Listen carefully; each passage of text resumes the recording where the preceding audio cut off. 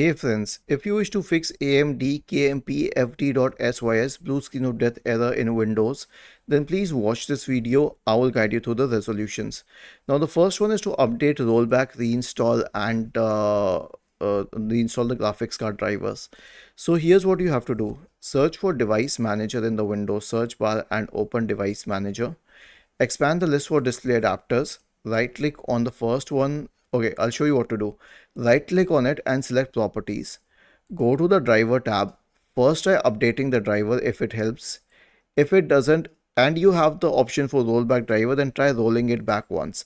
But mostly you will not have this option, it will be grayed out. And if it doesn't, then the last one is to uninstall the device and then click on scan and then select a scan for hardware changes. Now do it with the second one as well.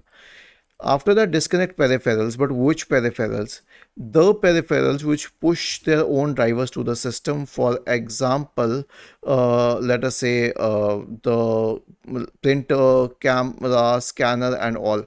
And why? Because these objects will push their drivers to the system, and that causes interference with the existing drivers, thus causing the blue screen of death error.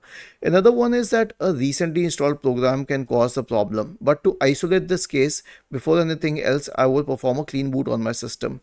So search for system configuration in the Windows search bar and open system configuration.